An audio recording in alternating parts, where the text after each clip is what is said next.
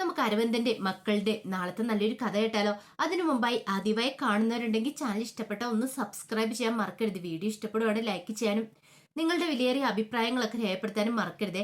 അങ്ങനെ നാളത്തെ കഥയില് ധന്യയെ അടിച്ചതിന്റെ പകരം ചോദിക്കാനായിട്ട് കാവേരി ധന്യയും കൂട്ടി രാജേശ്വരിയുടെ അടുത്തേക്ക് വരുവാണ്. അങ്ങനെ വീട്ടിലേക്ക് വന്നു കഴിഞ്ഞപ്പോ രാജേശ്വരി അങ്ങോട്ട് ഇറങ്ങി വന്നു. ഈ സമയത്ത് നിവിൻ കണ്ടു കാവേരി ധന്യയും കൂട്ടിക്കൊണ്ട് വരുന്നേ. അപ്പൊ നിവിനോട് രാജേശ്വരി ഇതിനു മുമ്പ് പറഞ്ഞിട്ടുണ്ടായിരുന്നു, ഞാൻ അവളെ ജോലിയിൽ നിന്ന് പിരിച്ചുവിടാനൊന്നും പോകുന്നില്ല, അവളെ ജോലി ഞാൻ തിരിച്ചെടുക്കുക തന്നെ ചെയ്യും എന്നൊക്കെ. അതൊക്കെ ഇങ്ങനെ കേട്ടിരിക്കുമ്പോഴാണ് കാവേരി ധന്യയും കൂട്ടിക്കൊണ്ട് അങ്ങോട്ട് വരുന്നേ. അങ്ങനെ വന്നു കഴിഞ്ഞപ്പോ രാജേശ്വരി ചോദിച്ചു, എന്താ എന്താ കാര്യം എന്ന് ചോദിച്ചു. അപ്പോഴേക്കും കാവേരി പറഞ്ഞു, അല്ല നിങ്ങൾ ഇവളെ തല്ലിയോന്ന് ചോദിക്കുവാണ്. അത് കേട്ട് കഴിഞ്ഞപ്പോ രാജേശ്വരി പറഞ്ഞു, ഞാൻ ചിലപ്പോൾ തല്ലിന്നിരിക്കും, അതൊക്കെ ചോദിക്കാൻ നീ ആരാന്ന് ചോദിച്ചു. അത് കേട്ട് കഴിഞ്ഞപ്പോ കാവേരി പറഞ്ഞു, അതെ ഞാൻ ആരും ആയിക്കോട്ടെ, പക്ഷെങ്കിലുണ്ടല്ലോ നിങ്ങളുടെ ഈ ധാർഷ്ട്യം കാര്യങ്ങളൊന്നും ഇവിടെ വേണ്ട. പറഞ്ഞ മനസ്സിലായല്ലോ? അടിക്കുക മാത്രമല്ല നിങ്ങൾ ഇവിടുന്ന് ജോലിയിൽ നിന്ന് പിരിച്ചുവിടുകയും ചെയ്തോന്ന് ചോദിച്ചു. രാജേശ്വരി പറഞ്ഞു, ഇതെന്റെ സ്ഥാപനമാണ്, എന്റെ റിസോർട്ടാണ് ഈ ടീക്കപ്പ് റിസോർട്ട്. അപ്പൊ ഇവിടെ എന്ത് ചെയ്യണം എന്നൊക്കെ ഞാനാ തീരുമാനിക്കുന്നത്. ആരൊക്കെ ജോലിക്ക് വേണ്ടെന്നൊക്കെ ഞാൻ തീരുമാനിക്കും. അതൊക്കെ ചോദിക്കാൻ നീ ആരടി എന്ന് ചോദിച്ചു. കാവേരി പറഞ്ഞു, അതൊക്കെ നിങ്ങൾ മനസ്സിലിരുന്നാ മതി. നിങ്ങൾ ഇവളുടെ കർണത്തടിച്ചു, കണ്ടില്ലേ ഇവളുടെ കർണത്ത് നിങ്ങളുടെ കൈയുടെ പാട് കിടക്കണേ. അത് കേട്ടപ്പോ രാജേശ്വരി പറഞ്ഞു, അങ്ങനെ അടിച്ചിട്ടുണ്ടെങ്കിൽ അതിന് തക്കതായ കാരണമുണ്ട്.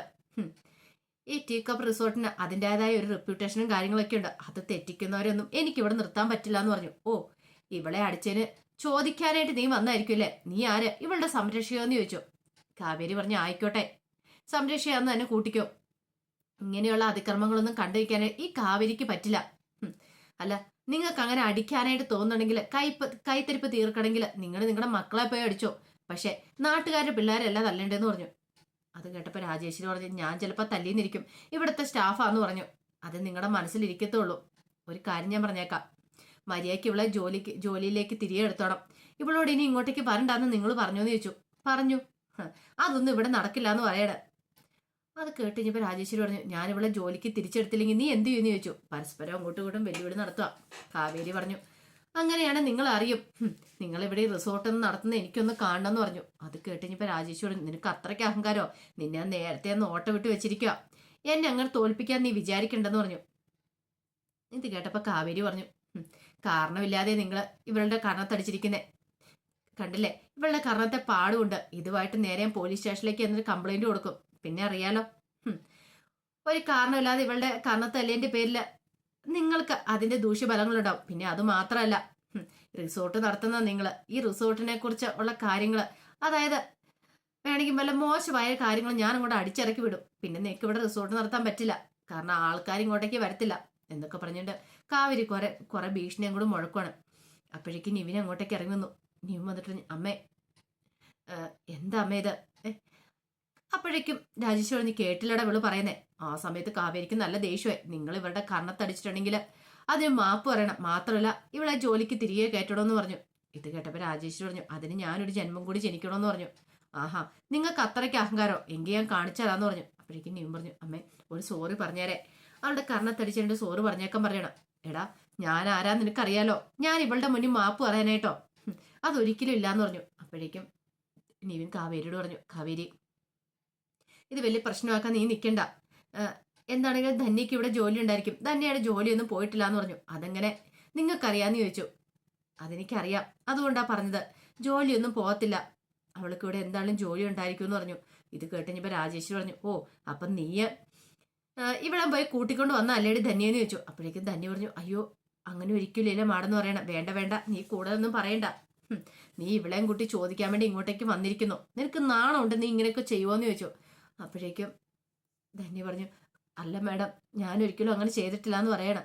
ഈ സമയത്ത് കാവേരി പറഞ്ഞു, മര്യാദയ്ക്ക് ഞാൻ പറയുന്ന അനുസരിച്ചോ, അതാ നിനക്ക് നല്ലതെന്നൊക്കെ പറഞ്ഞു. ഇത് കേട്ടപ്പോൾ രാജേശ്വരി പറഞ്ഞു, നിനക്ക് എന്താ ചെയ്യാൻ പറ്റുമെങ്കിൽ നീ അങ്ങ് ചെയ്യാനൊക്കെ പറഞ്ഞ് വെല്ലുവിളിക്കുകയാണ്. അപ്പോഴേക്കും നിവിൻ പറഞ്ഞു, കാവേരി ധന്യയുടെ ജോലിയൊന്നും പോകത്തില്ല, നീ ധൈര്യമായിട്ടിരിക്കുക, ധന്യം കൂട്ടിക്കൊണ്ട് പോയിക്കോ, ഒരു പ്രശ്നം ഉണ്ടാക്കാൻ നിൽക്കരുതെന്നൊക്കെ പറഞ്ഞു. വേണമെങ്കിൽ അമ്മയ്ക്ക് വേണ്ടിയിട്ട് ഞാൻ സോറി പറയാന്നൊക്കെ പറഞ്ഞിട്ട് നിവിൻ സോറി പറയണം. അപ്പോഴേക്കും രാജേശ്വരൻ നിവിനോട് ദേഷ്യപ്പെട്ടു, എടാ നിനക്ക് നാണമില്ലാടാന്നൊക്കെ ചോദിച്ചോണ്ട്. ഒടുവില് കാവേരി പറഞ്ഞു, ഒരു കാര്യം ഞാൻ പറഞ്ഞേക്കാം, ഇനി മേലാൽ ഇത് ആവർത്തിച്ചേക്കരുത്, ഇപ്പൊ തൽക്കാലത്തേക്ക് ഞാൻ ക്ഷമിച്ചിരിക്കുന്നു, കാരണം ധന്യയ്ക്ക് ജോലി കൊടുക്കാന്ന് അറിഞ്ഞുകൊണ്ട് മാത്രം എന്നൊക്കെ പറഞ്ഞ് കാവേരി ദേഷ്യപ്പെട്ട് അങ്ങോട്ട് പോയി. അപ്പോഴേക്കും നിവിനോട് രാജേശ്വരി പറഞ്ഞു, ഒരു കാര്യം ഞാൻ പറഞ്ഞേക്കാം. ഞാൻ ഇടപെടുന്ന കാര്യത്തിൽ നീ ഇടപെടാൻ വന്നേക്കരുത്. നിനക്ക് അവളുടെ മുന്നിൽ സോറി പറയേണ്ട വല്ല കാര്യം ഉണ്ടായിരുന്നോ? അമ്മേ, നമ്മളൊരു തെറ്റ് ചെയ്തിട്ടുണ്ടെങ്കിൽ അത് സോറി തെറ്റാന്ന് തോന്നിയിട്ടുണ്ടെങ്കിൽ നമ്മൾ സോറി പറയണം. അല്ലാതെ നമ്മൾ ധാർഷ്ട്യം കാണിച്ചുകൊണ്ടിട്ട് കാര്യമില്ല എന്നൊക്കെ പറഞ്ഞു. രാജേശ്വരിക്ക് ഒട്ടും അതും കൂടെ ഇഷ്ടപ്പെടുന്നുണ്ടായിരുന്നില്ല. അങ്ങനെ അന്നത്തെ ദിവസം കൂടെ കഴിഞ്ഞു പോയി. പിറ്റേ ദിവസം എന്ത് ചെയ്തു?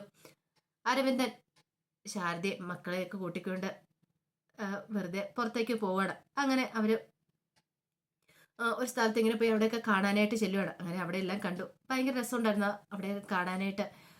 അങ്ങനെ കാണുന്ന സമയത്ത് അരവിന്ദൻ പറഞ്ഞു, തെങ്ങ് നോക്കിയേ, നമ്മുടെ വീടിന്റെ അപ്പുറമായിട്ടൊരു മല പോലെ കണ്ടോ? മലയിലോ? അവിടെ എന്താ അച്ചാന്ന് ചോദിച്ചിരുന്നില്ല. അതെ, അവിടെ നല്ല സ്ഥലമാണ്. കണ്ടോ, ആ മലയുടെ താഴെ കുറച്ച് നല്ല സ്ഥലങ്ങളുണ്ട്. ഒരു 3-4 ഏക്കർ സ്ഥലം നമുക്കവിടെ വാങ്ങണമെന്ന് പറഞ്ഞു. അത് കേട്ടിഞ്ഞപ്പോ കാവേരി ചോദിച്ചു, അതെന്തിനാച്ചാ? അധികം വൈകാതെ ഞാൻ ഗൾഫിലെ ജോലി മതിയാക്കി ഇങ്ങോട്ടേക്ക് പോരും. പിന്നീട് അവിടെ വന്ന് കൃഷിയും കാര്യങ്ങളൊക്കെ ആയിട്ട് എനിക്ക് കൂടണം. അല്ല, അപ്പൊ ഇപ്പോഴത്തെ വീട് സ്ഥലോ? അതൊക്കെ മക്കളൊക്കെ ആയിട്ട് ഞാൻ വിരിച്ചു തരൂലേ. പിന്നെ എനിക്ക് ശാരദയ്ക്ക് സ്വസ്ഥത സമാധാനത്തോടും കഴിയാണ്ട് അവിടെ ഞാൻ ഒരു വീട് വെക്കും. അത് കേട്ട് കഴിഞ്ഞപ്പോ ഗംഗ പറഞ്ഞു, ആഹാ, അച്ഛന്റെ മനസ്സിലിരിപ്പ് കൊള്ളാലോ എന്ന് പറഞ്ഞു. അത് കേട്ട് കഴിഞ്ഞപ്പോ അരവിന്ദൻ പറഞ്ഞു, എന്റെ മോളെ, ഇത്രയും കാലം ഗൾഫിൽ കിടന്ന് കഷ്ടപ്പെട്ടല്ലേ ഞാന്. അപ്പൊ ഇനി ഉള്ള കാലം, അവസാന കാലം സ്വസ്ഥതയോ സമാധാനത്തോടെ നിങ്ങളുടെയൊക്കെ മക്കളെയൊക്കെ നോക്കി അവിടെ സ്വസ്ഥതയോ സമാധാനത്തോടെ കഴിയണമെന്ന് എനിക്ക് ആഗ്രഹം. എനിക്ക് അങ്ങനെ പല മോഹങ്ങളും ഉണ്ട്, കൃഷിയായിട്ട് കൂടണമെന്നൊക്കെ.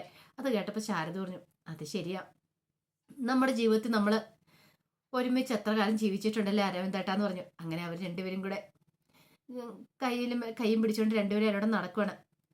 ഈ സമയത്ത് ഗംഗയോട് കാവേരി പറഞ്ഞു, കണ്ടില്ലേ ചേച്ചി, അച്ഛൻ്റെ അമ്മയുടെ സ്നേഹം കണ്ടോന്ന് പറഞ്ഞു. അത് കേട്ടപ്പോൾ ഗംഗ പറഞ്ഞു, അത് ശരിയാ, പാവം, എത്ര കാലമായി അച്ഛൻ ഇങ്ങനെ പുറത്തു പോയി കിടന്ന് കഷ്ടപ്പെടുന്നത്, നമ്മൾ മക്കൾക്ക് വേണ്ടിയിട്ടാന്ന് പറഞ്ഞു. കാവേരി പറഞ്ഞു, എത്രയും പെട്ടെന്ന് അച്ഛനെ ജോലിയൊക്കെ മതിയാക്കി അച്ഛനോട് നിന്ന് വന്നാൽ മതിയായിരുന്നു. അച്ഛനും അമ്മയും നമ്മളെല്ലാവരും കൂടി സന്തോഷത്തോടെ ജീവിക്കണം, അതാ എൻ്റെ ഏറ്റവും വലിയ ആഗ്രഹം എന്ന് കാവേരി പറഞ്ഞു.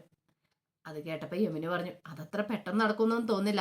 നമ്മളെല്ലാവരെയും കെട്ടിച്ചുവിട്ട് മിക്കവാറും നീളയുടെ കല്യാണം കൂടെ കഴിഞ്ഞതിന് ശേഷം അച്ഛൻ അവിടെ നിങ്ങോട്ട് പോരാൻ പോകുന്നുള്ളൂ. അത് കേട്ടപ്പോൾ നിള പറഞ്ഞു, അപ്പോഴേക്കും അച്ഛന് വയസ്സാവും. കാവേരി പറഞ്ഞു, ഏയ് അങ്ങനെയൊന്നും ഉണ്ടാകത്തില്ല, നമ്മൾ മക്കളല്ലേ ഉള്ളേ. നമ്മളിനി അച്ഛനൊരു തണലായിട്ട് മാറണം. കാരണം അച്ഛൻ എത്ര കാലമായി അവിടെ കിടന്ന് കഷ്ടപ്പെടുന്നേ. ഇത്രയും കാലം നമ്മളെ പഠിപ്പിച്ച് വളർത്തി ഇത്രയും വലുതാക്കിയില്ലേ, ഇനി നമ്മൾ അച്ഛന് തണലാവുക ചെയ്യേണ്ടതെന്നൊക്കെ പറഞ്ഞു.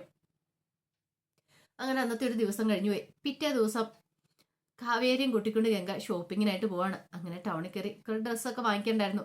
അതൊക്കെ വാങ്ങിച്ച് വരുന്ന സമയത്താണ് വിനീതിന്റെ കടയുടെ അവിടെ ഗംഗ ടൈലറിംഗ് എഴുതിയിരിക്കുന്നത് മാത്രമല്ല, ഗംഗയുടെ ഒരു പടം അവിടെ വരച്ചു വെച്ചിട്ടുണ്ട്. ഈ കാഴ്ച കണ്ടു കഴിഞ്ഞപ്പോഴത്തേനും ഗംഗ ഒട്ടും സഹിച്ചില്ല. കുറെ കാലമായിട്ട് കാണുന്നു, പക്ഷെ ഇനിയിപ്പോ തന്റെ കല്യാണമല്ലേ വരാൻ പോന്നെ.